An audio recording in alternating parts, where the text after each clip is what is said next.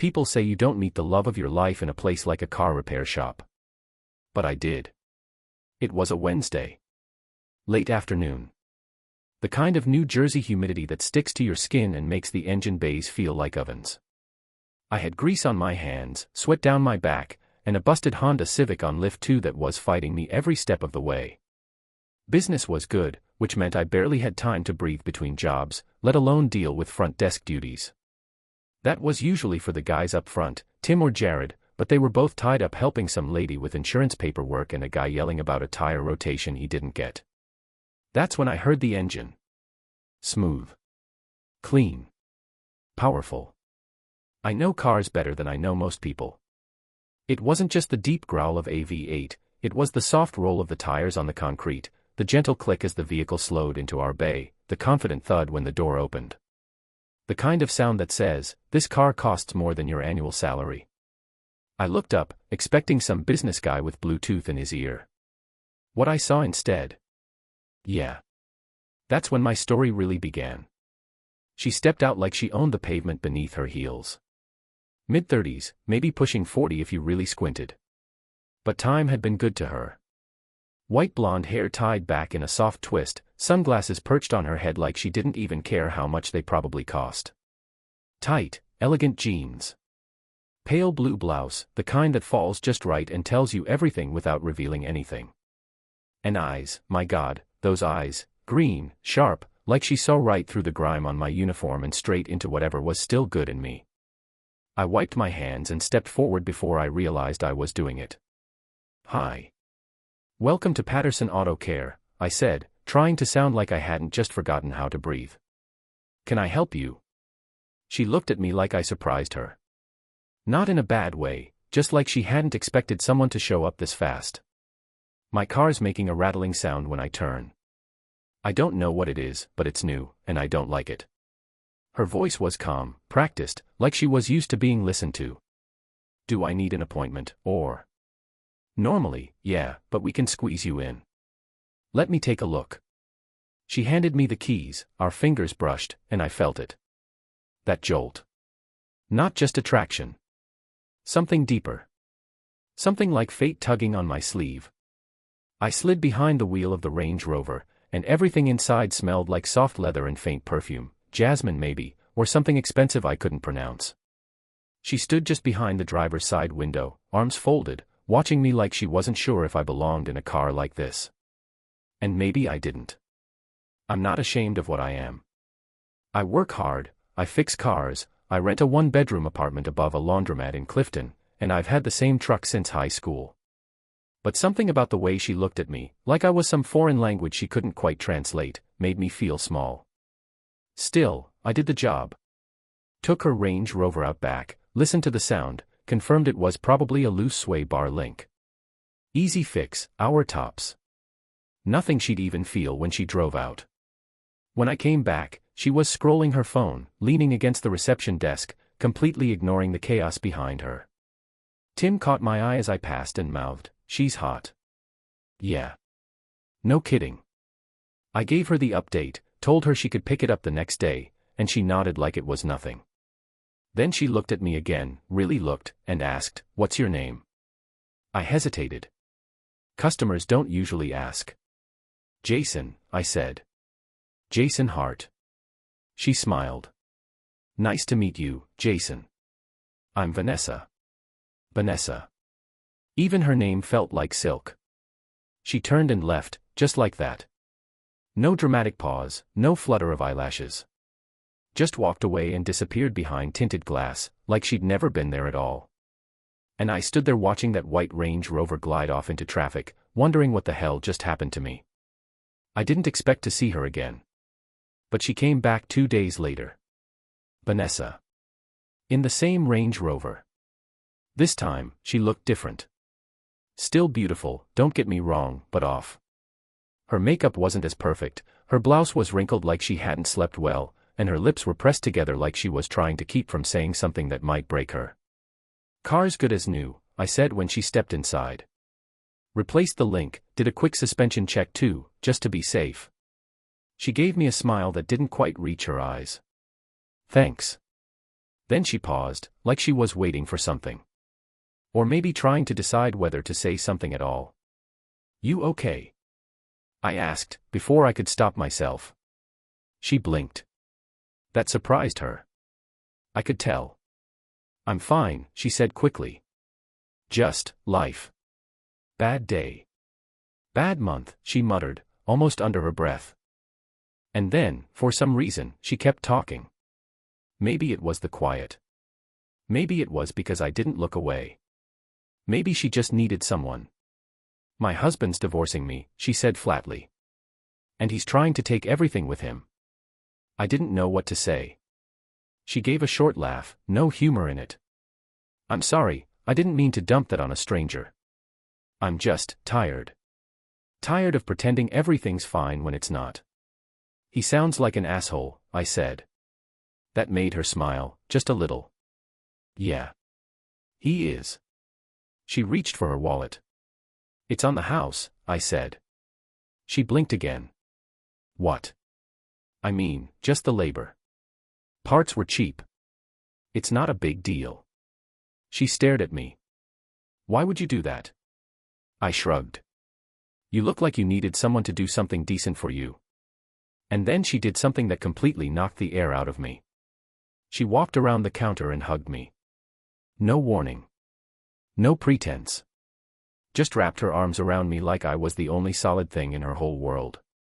It didn't last long. She stepped back, muttered something about being embarrassed, grabbed her keys, and walked out. And again, I watched her go. But this time, I knew something had changed. I wasn't just thinking about her anymore. I was falling for her. Hard. And that terrified me. Because what the hell could a woman like Vanessa possibly want with a guy like me? Still, when she left, I found myself hoping, no, needing, to see her again. And sure enough, the next time she came back, everything was different. I didn't sleep much that night. I kept thinking about her, Vanessa. The way she hugged me like I was some kind of lifeline, like she needed someone to anchor her in the middle of a storm. I could still feel the weight of her body pressed against mine, the faint smell of her perfume clinging to my shirt. It had been years since a woman looked at me like that. Or needed me like that. And maybe she didn't. Maybe it was a moment of weakness, a glitch in her usually perfect armor. But it meant something to me, even if it didn't mean anything to her. The next day, I caught myself checking the parking lot every 5 minutes, like some idiot teenager waiting for his crush to text back. She didn't come. Not that day. Not the one after. I told myself that was a good thing. I fixed her car. She said thank you. That should have been the end of it. But something about her stuck. And then, 3 days later, just before closing, she showed up again. Not in the Range Rover. This time she came in a black BMW sedan, the kind that says I used to be someone's wife but now I pay for everything myself. She stepped into the shop like she was walking into court, head high, shoulders back, eyes tired but determined. And then she saw me, and for a second, the mask cracked. "Hey," I said, wiping my hands on a rag and trying not to sound too eager. "Didn't expect to see you back so soon." She gave me a soft smile. I wasn't planning to be. There was something in her hand. A box. Cardboard, plain, with a ribbon on top. "I brought you something," she said, placing it on the counter. I raised an eyebrow. "Is it a bribe so I keep fixing your car for free?" She laughed. Genuinely this time. It lit up her face in a way I hadn't seen before. "No," she said. "It's just a thank you. For being kind. For not asking questions when I needed someone not to." Inside the box was a slice of chocolate cake, rich, thick, from some bakery I'd never be able to afford. There was also a note, "People like you are rare. Thank you for being real." That hit harder than I expected. I looked up, and she was already watching me like she was waiting to see how I'd react. I don't really know what to say," I said. "You don't have to say anything." There was a long pause. That kind of silence that feels like it's leading to something.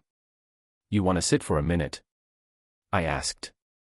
"I've got 5 until I gotta close up." She hesitated, then nodded.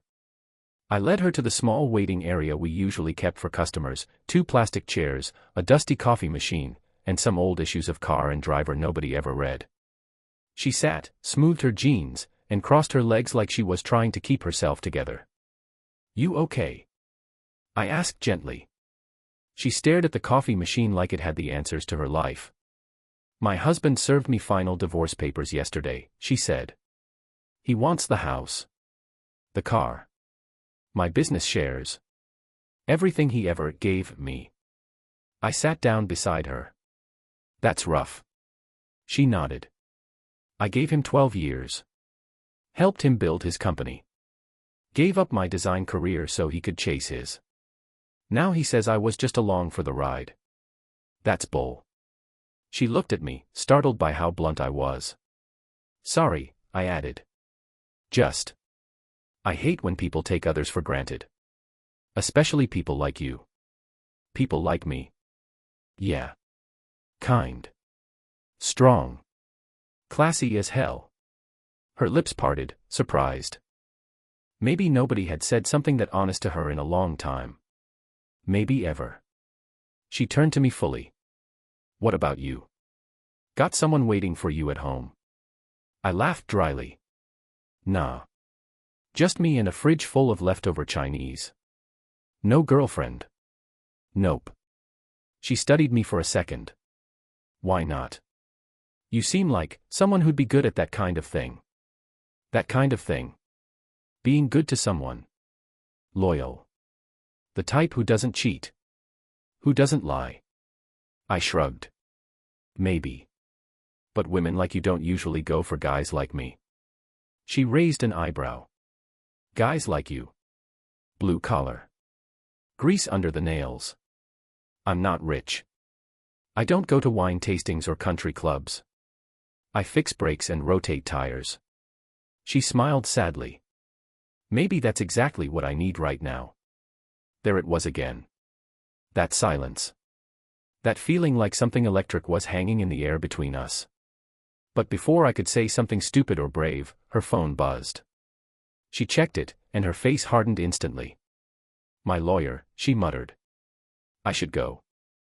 I stood up with her, suddenly afraid that if she left now, I'd never see her again. "Vanessa." She turned. "If you ever just want to talk, or not talk, or eat bad Chinese food with someone who doesn't care what car you drive, I'm around." She stared at me for a long moment. Then she walked over, leaned in, and kissed me on the cheek. Not flirty. Not casual. Just grateful. "I might take you up on that," she whispered. And then she was gone again. That night, I didn't just lie awake. I replayed everything. Her voice. Her face. The way she looked at me like I was solid ground. The truth was, I didn't just want to be the guy she leaned on during a hard time. I wanted to matter to her. To really matter. But I also knew how these stories usually go. Women like her don't end up with guys like me. Not in real life. Still, maybe this wasn't real life anymore. Maybe this was the part where everything changed. The next day, I came into work early. Something about seeing her again had shaken something loose in me. I trimmed my beard, wore my cleanest uniform, even brought a second shirt in case Grease found me too early in the day. I don't know what I was hoping for. But she didn't show up that day. Or the one after. By Friday, I convinced myself I'd imagined it all. That I was just some guy she talked to because she was lonely, and now she was moving on. But then, just as I was locking up, I saw her. Parked outside in the BMW, engine off, eyes staring forward like she was having a full conversation with herself before getting out. And when she finally stepped into the garage, I knew something had happened. Something big. She looked at me, eyes wide, almost afraid. "I need your help," she said. "Please." And that's when I knew. This wasn't just about heartbreak anymore. This was about something deeper. Something dangerous. Something that would pull me into a world I didn't belong in. When a beautiful woman walks into your life asking for help, your first instinct is to say yes. When she does it with eyes full of panic and a voice just barely holding back tears, you don't think, you move. That's exactly what happened that Friday night. Vanessa didn't look like the version of herself I first met, no heels, no designer jeans, no sleek hair. She wore a loose gray hoodie, black leggings, sneakers.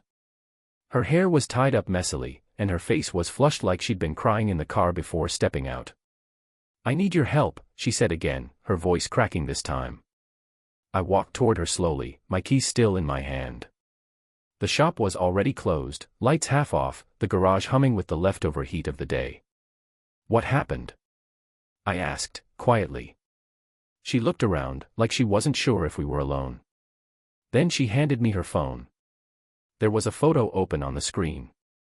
Blurry but clear enough, her husband, in some upscale restaurant, holding hands across the table with a woman who was definitely not Vanessa. They were laughing. His hand rested on the other woman's knee. Intimate. Comfortable. "It's not just the cheating," she said, pulling the phone back. "It's who she is." I waited. "She's our lawyer. The one handling our divorce. She's supposed to be representing me." I stared at her. "Are you serious?"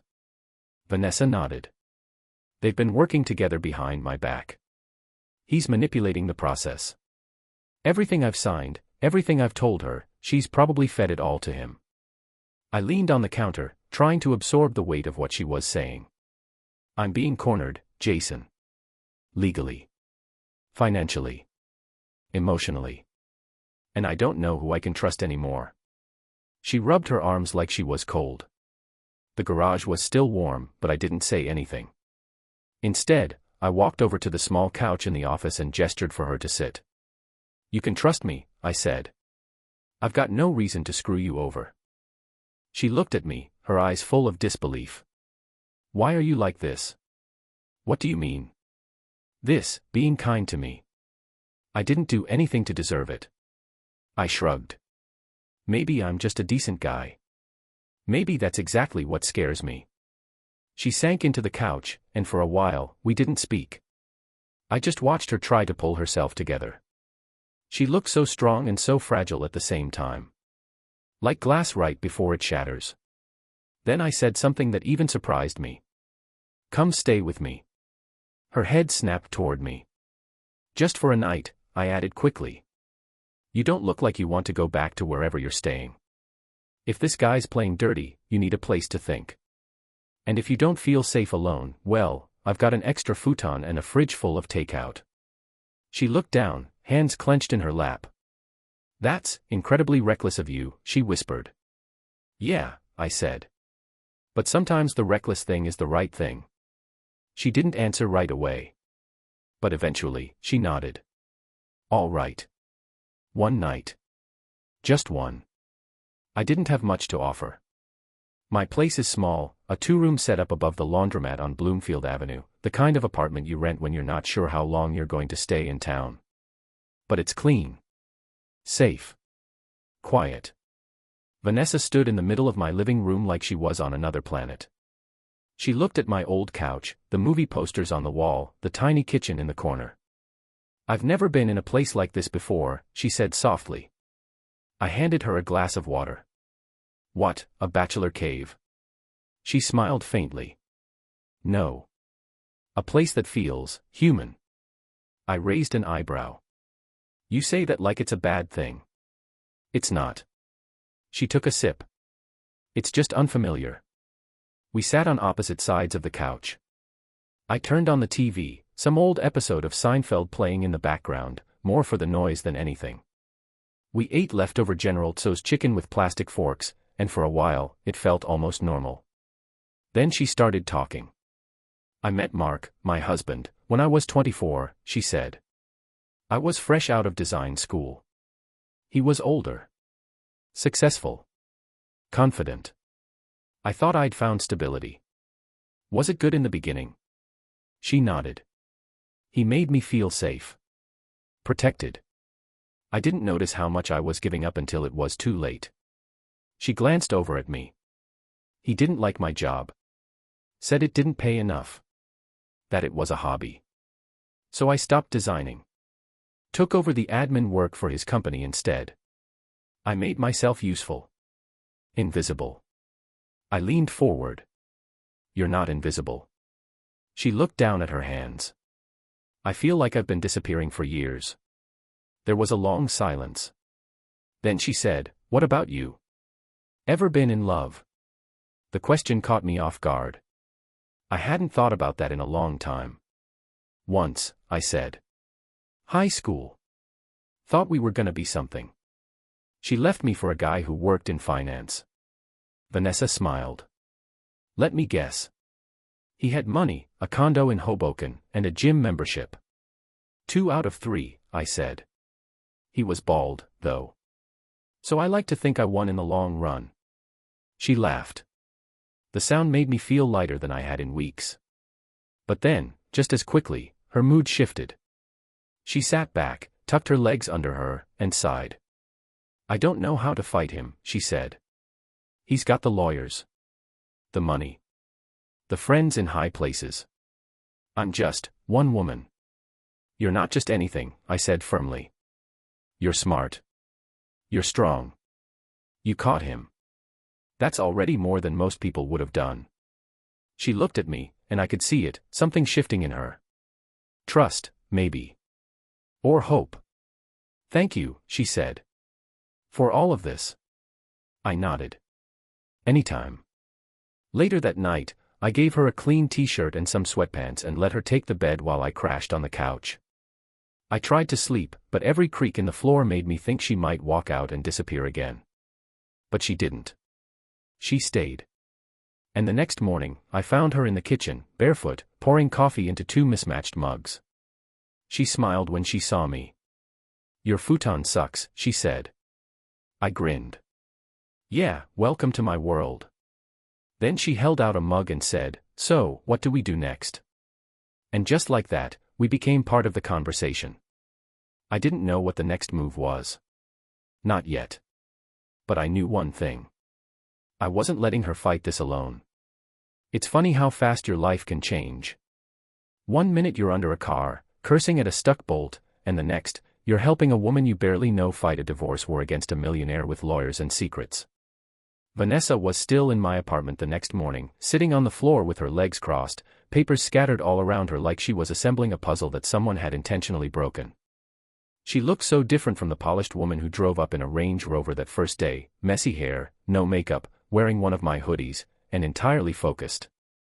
You weren't kidding, I said, coming back from the corner diner with 2 paper bags of food. You've got a whole crime board going here. She didn't look up. This is everything I could get my hands on. Emails, contracts, property papers. I think he's hiding something.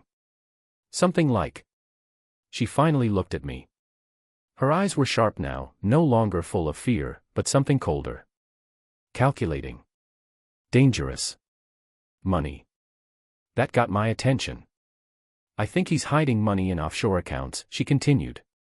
Our prenup says he keeps what's his, I keep what's mine, but if he's hiding assets, that breaks everything.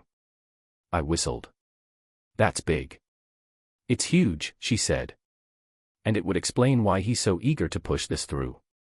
He wants to finalize everything before I find out. I handed her the food. So what's your plan? She opened the bag, pulled out a greasy bacon and egg sandwich, and stared at it like it held the answer to the universe. My plan is to find proof. But I don't have access to his business accounts anymore. Everything's locked down. Except one thing. I waited. My brother. Your brother. He works for Mark. IT department. Quiet guy, loyal, but he always liked me more. I think if I asked him the right way, he might help. I raised an eyebrow. You sure about that? She nodded slowly. Pretty sure. He hated how Mark treated me. He told me once, during a Christmas party, that I deserved a real man, not a stock portfolio with a temper. I smirked. He sounds like a smart guy.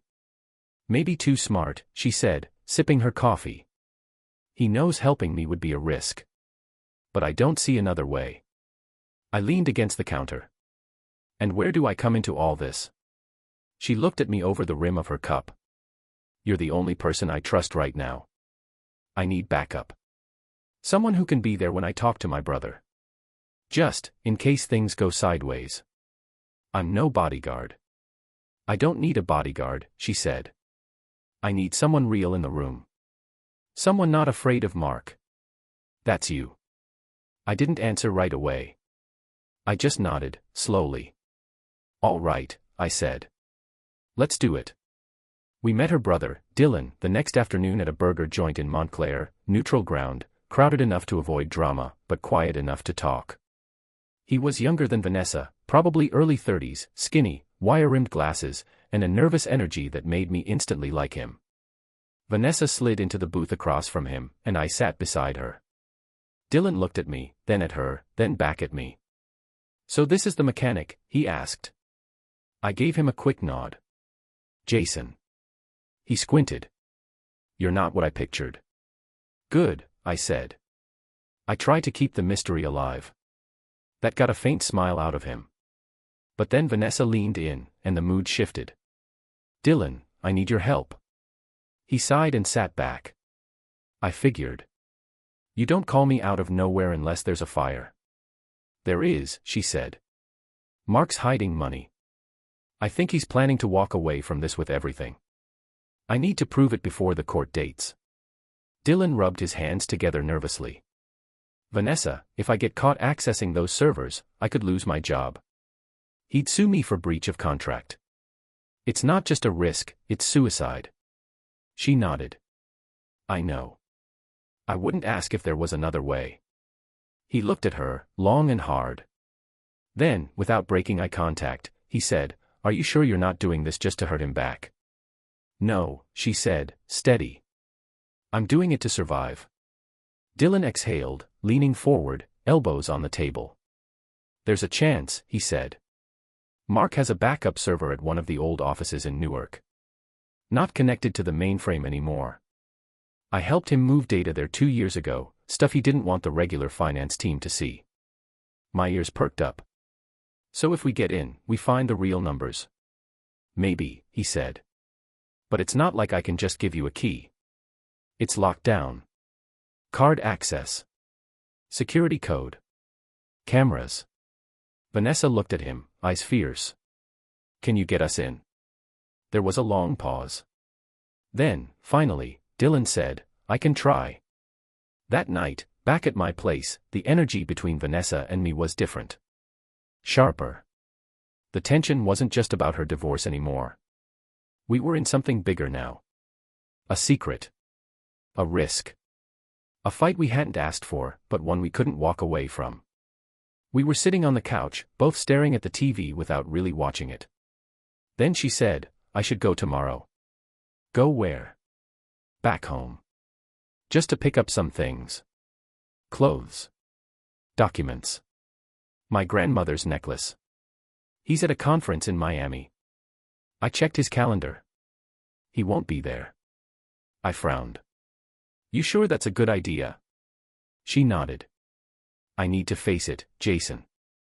I can't hide in your apartment forever. I wanted to argue, but she was right. This wasn't just about lawyers anymore. She needed her life back. You want me to come with you? No, she said gently. This I need to do alone. I nodded slowly. Just, be careful. She smiled, then reached over and touched my hand. I'm not scared when I'm with you, she said. And that scares me more than anything.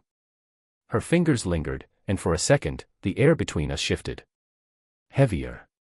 Warmer. I turned toward her, and for a moment, I thought she might kiss me. But then she pulled away, slowly, like she was afraid of what it meant. I should get some sleep, she whispered.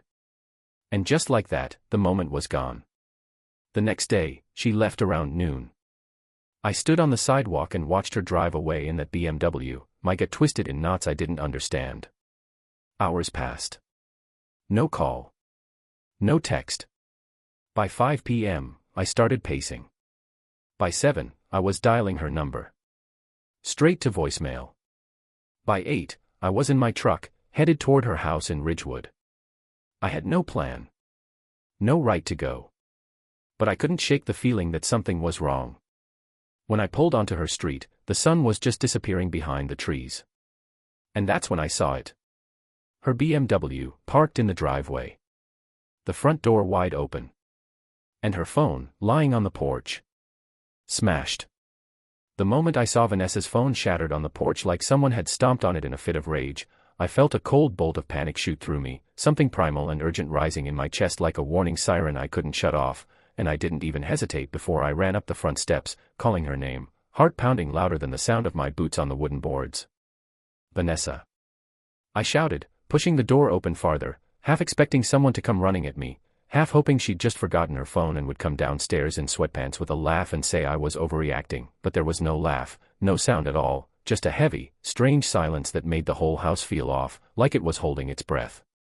I stepped into the foyer, and immediately I could tell something wasn't right, not just because the lights were off, not just because the door was open, but because there was this weird smell, faint but sharp, like cologne mixed with broken glass, and when I looked to the left, into the living room, I saw that one of the picture frames had fallen from the mantel and shattered on the floor.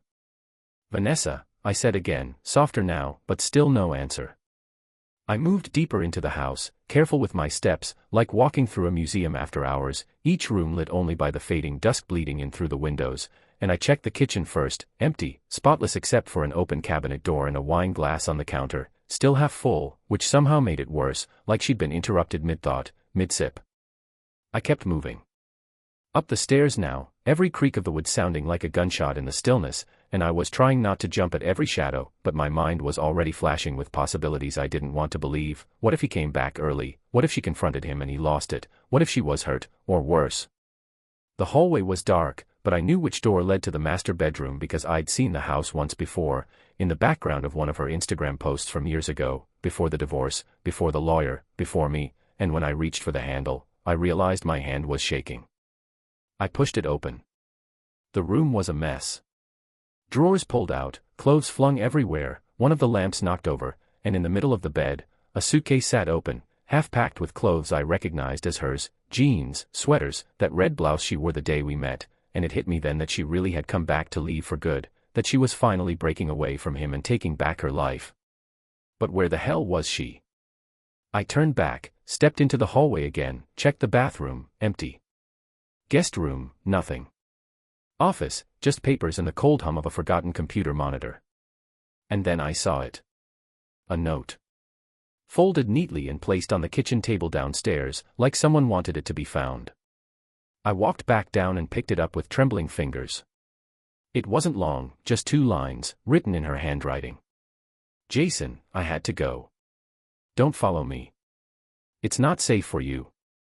V. That's it. No explanation, no location, just a warning, and suddenly, that silence I felt in the house wasn't just emptiness anymore. It was a wall. A final door slammed shut between us.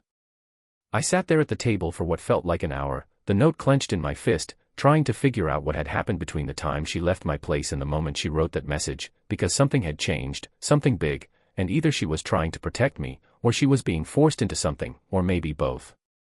That's when I remembered Dylan. If anyone knew what was going on, it would be him. I called him from my truck as I pulled out of her driveway, the tires crunching slow and heavy over the gravel like they didn't want to leave, like part of me was still waiting for her to walk out the front door and tell me it was all a mistake. Jason, he answered on the second ring, voice tired and confused. Have you heard from your sister? I asked, not bothering with small talk. No, not since yesterday. Why? What happened? She's gone. She left a note.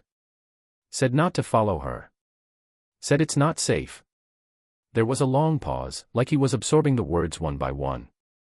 You think Mark found her? I don't know, I said, jaw clenched. But the house was torn up. Something went down, and she's in the middle of it. Dylan swore under his breath. I should have told you earlier, he said. Told me what? I checked that old Newark server. I found something. That got my full attention. Tell me. It's worse than we thought. Offshore accounts, yes. But also, payments. Weird ones. To a woman named Christine Novak. Who's that? She's not just a lawyer. She's a fixer.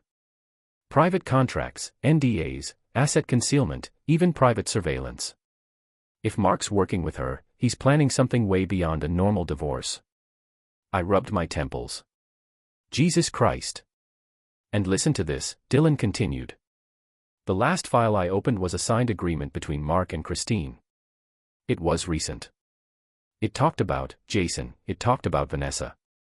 What about her? She signed over her rights to some of the accounts.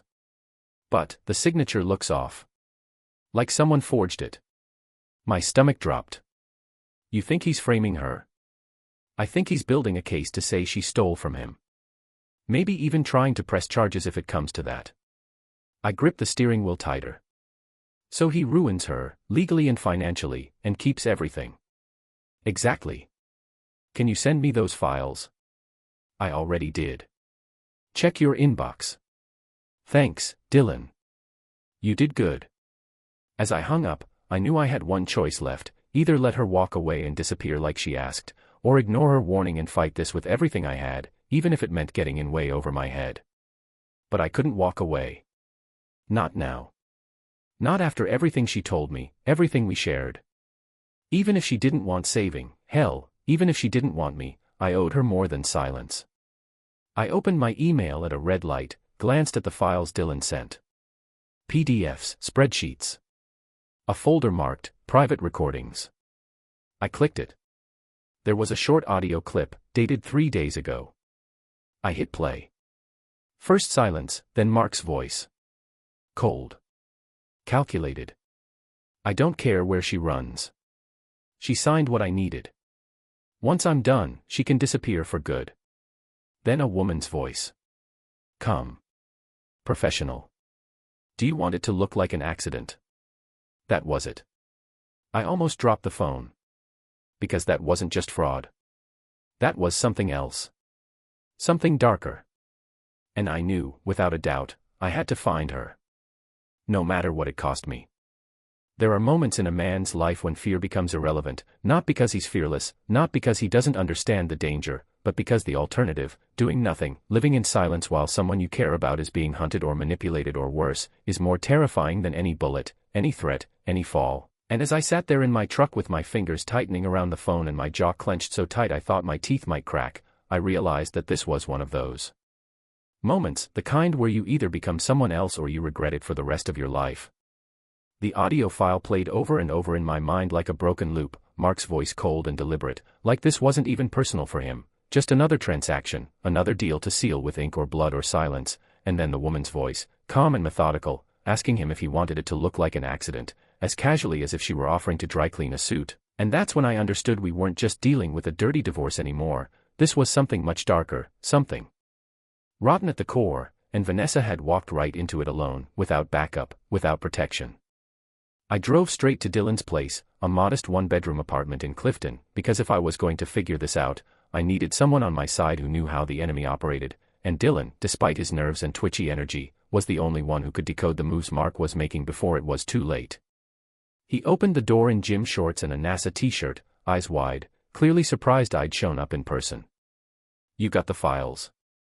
I asked, stepping inside without waiting for an answer. Yeah, but, Jason, this is serious stuff, he said, locking the door behind me. I found emails between Mark and that woman, Christine Novak. She's not just a lawyer, man. She's ex-CIA. She's been running private operations for high-profile divorces, asset protection, even. Even worse, I interrupted, handing him my phone. Listen to this. He played the clip, eyes narrowing, and when it ended, he didn't speak right away, just ran a hand through his hair like he was trying to physically shake off the implications. This is conspiracy. Maybe even attempted murder. Yeah, I said. And Vanessa's in the middle of it. Or worse, off the map already. I tracked one of the last pings from her phone before it went dark, Dylan said, pulling out his laptop and flipping it open with hands that were no longer steady. It pinged a cell tower near Edgewater, then nothing. She might have thrown it into the Hudson, or someone else did.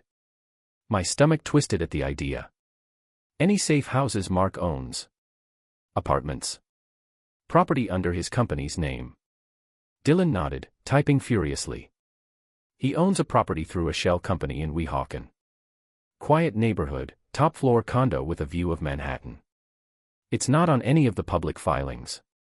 No cameras at the front, no security system registered with the building, but I remember seeing utility bills being paid under a different name, Michael Vale. That could be where he's holding her. Or hiding. I grabbed my keys. Let's go. He blinked. Wait, you're not serious. I don't have time to play defense, Dylan, I said, voice hardening. If I don't find her tonight, there might not be a tomorrow. He hesitated, then stood up. Okay. I'll come with you.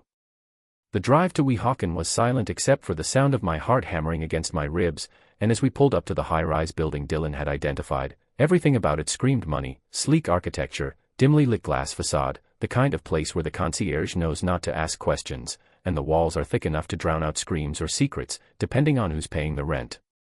We parked a block away and approached on foot, both of us wearing ball caps pulled low and jackets zipped up to our throats because the last thing we needed was a security camera catching our faces on file in a building tied to whatever cover-up Mark was orchestrating. Dylan had managed to spoof a temporary building access card, don't ask me how, something about leftover privileges from a tech install years ago, and we used it to slip through the side entrance, bypassing the front desk and riding the elevator in silence all the way up to the top floor, where the hallway was so quiet and carpeted it felt like walking through a hotel for ghosts. We stopped outside Unit 27F. Lights off. No sound. Dylan reached into his backpack and handed me a pair of thin gloves. Just in case, he said. I nodded, took a breath, then knocked. Nothing. I knocked again, louder. Still silence. I reached for the handle and found it locked, obviously, but something about the stillness inside told me this place wasn't just empty, it was wrong, like a movie set after the actors had left, too quiet, too still, too clean. Dylan knelt beside the door with a small toolkit, started working the lock, and I kept watch down the hallway, my heart racing with the thought that Mark could show up at any second, that we were seconds away from either rescuing Vanessa or being caught in something we couldn't walk away from. Then, click, and the door swung open. We stepped inside. At first glance, the place looked pristine, white marble floors, minimal furniture, cold and impersonal like a model home or a temporary hideout, and then I saw it. A scarf. Red silk. Vanessa's. Draped over the back of a chair like she'd just been there, like she'd thrown it off carelessly before going to bed or into another room, but everything else in the condo was too clean, like someone had wiped it down, sanitized it, cleared out any trace of who had been here. She was here, I whispered, staring at the scarf like it was a message from her. Dylan moved to the kitchenette, checked the trash, empty. Then the fridge, stocked, untouched. No signs of struggle, he said, glancing around. But someone lived here recently. I moved down the hall toward the bedroom and found the bed made, but slightly creased on one side, the indentation of someone's body still faintly there, and on the nightstand, I saw something that made my blood run cold. A bottle of sleeping pills. Half empty. And beside it, a torn piece of paper. I picked it up, and even though it wasn't signed, I knew the handwriting. Don't believe anything he tells you. He's going to make it look like I ran. But I didn't. I'm not leaving until I finish this. V. She was still fighting. Still out there. Still alive. Jason, Dylan called from the other room, his voice tight. I rushed back out. He was holding a laptop open, a USB drive plugged in, one I hadn't seen him insert. This was hidden under the floor vent, he said. I almost missed it. What is it? He tapped the screen. A list of names. Offshore accounts. Transfers. Judges, lawyers, paid off. Christine Novak. Mark. Even Vanessa's name, attached to fake transfers meant to implicate her in embezzlement. He looked at me, eyes wide. This is the key. This is what they were trying to bury. We had it. We had proof. But now the question was, how do we use it before they bury her too? The drive back from Weehawken felt longer than it was, not because of traffic or time, but because every mile that passed felt like a fuse burning shorter, like we were running out of time to stop something catastrophic from happening, and even though we had that USB drive full of names, accounts, bribes, and contracts, solid proof of Mark's entire operation, none of it mattered if Vanessa didn't live long enough for the truth to matter. Back at Dylan's place, we spent the next 2 hours making copies, uploading encrypted backups to cloud servers, and sending one anonymously to a contact he had at the Department of Justice, some guy named Will Porter who owed Dylan a favor from their time working on a cybersecurity project in D.C., but the whole time my mind was somewhere else, looping through every place Vanessa could be, every safe house, hotel, or back road she might have taken, until finally I couldn't sit still any longer. She said she wasn't running, I muttered aloud, pacing. She said she was staying to finish this. Dylan looked up from his laptop, frowning. Then where the hell would she go? To someone who knew the dirt on Mark better than anyone, I said slowly, the idea forming in real time as the words came out of my mouth. Not the lawyers. Not the bank. She'd go to someone on the inside, someone he already burned. Dylan blinked. You think she went to Novak? I nodded. If anyone knows how to dismantle Mark's empire from the inside, it's her. And Vanessa knew that. But Novak was working with Mark. No. She was hired by Mark. That's different. There's no loyalty in that world, only leverage. And if Vanessa had something on Novak, something that threatened her, it's possible she turned. Dylan hesitated, then nodded. There's only one problem. What? She's off-grid. She wiped everything after that clip we found. No address. No phone. Just, gone. I stared at the wall, thinking. Unless, I said, she's not gone. Just hiding somewhere Mark can't reach her. You got an idea. There was a name in that file, Chimera Holdings. Vanessa mentioned it once when we were talking about offshore funds. She said Mark had a private office, a fallback in case the IRS ever came sniffing. Said it was in Hoboken, but not on paper. Just word of mouth through shell companies. Dylan pulled his laptop closer. Give me 5 minutes. It only took him 4. There's a property leased to Chimera Holdings under a management company registered in Panama. Industrial space. Top floor of an old shipping warehouse near the river. That's where she is, I said, grabbing my jacket. It has to be. The building was old, brick and steel, tucked between a closed-down furniture showroom and a freight storage unit, the kind of place nobody noticed unless they were looking for it, and even then, only if they knew what they were looking for. There were no signs, no lights, just a metal door with a keypad, and we waited until nightfall before approaching, Dylan staying behind in the car to monitor the signal on the backup drive, in case something went wrong. I walked up to the door and knocked. Nothing. I knocked again, 3 times, sharp, deliberate. A minute later, the door clicked open. And there she was. Vanessa. Her hair was tied back, face pale but focused, her eyes wide when she saw me, but not surprised. I told you not to come, she said, voice low. You knew I would. She sighed, stepped back, and let me in. Inside was a makeshift office, half-lit with table lamps, papers and files spread across every surface, and in the center, sitting on a cracked leather couch, was Christine Novak. I stiffened. She didn't look dangerous. Just tired. Her blazer was off, sleeves rolled, hair pulled back like she hadn't slept in days, but there was a steeliness in her eyes, a sharpness that said she could still end you with a phone call if she wanted to. You must be the mechanic, she said, almost amused. I ignored the jab. Where's Mark? I asked. Panicking, Vanessa said. He thinks I took the originals and ran. You did run. I made him think that. But I came here to make sure he couldn't recover. I looked at Novak. Why are you helping her? She shrugged. Let's just say your girlfriend found leverage even the IRS couldn't. Turns out Mark recorded some things he shouldn't have. Things that tie me to federal crimes I'd rather not see the light of day. And she promised not to expose them. I asked. No, Novak said. She promised she would, unless I helped destroy him.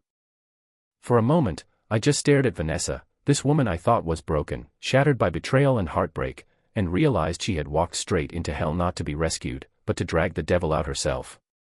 I have everything we need, Vanessa said. The bank trails. The names. The off-record deals. Novak verified every file. It's all here. She held up a small hard drive. But we can't send it. We have to hand-deliver it to someone we trust. Dylan already sent the DOJ a copy, I said. Good, she nodded. That'll force their hand. Then Novak stood. I've done my part. You won't see me again. And just like that, she walked out. Vanessa watched her go, then looked back at me. You shouldn't have come, she said quietly. I had to. She stepped closer. Why? Because I couldn't sit back and let the only woman who ever made me feel alive become another casualty in a rich man's war. Her lip trembled just slightly. I didn't think you'd still want me after all this. I didn't fall for your bank account, Vanessa, I said.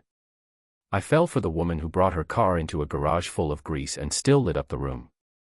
She exhaled, a shaky breath full of exhaustion and emotion and something deeper, relief. Then she put her hand on my chest and whispered, then help me finish this. The final hours passed like a blur. We drove to the DOJ office in Manhattan just before dawn, handed over the drive-in person, gave our statements, and watched as the gears of justice began to churn, slowly, maybe, but undeniably, and when we emerged back onto the street, the sun was rising, golden light hitting the glass towers like a promise. Mark was arrested a week later. Fraud, embezzlement, conspiracy to defraud the government, coercion, forgery. The story exploded across every business news outlet from New York to San Francisco. Vanessa didn't go back to her mansion. She sold it. Every car, every designer piece, every trace of her old life, gone.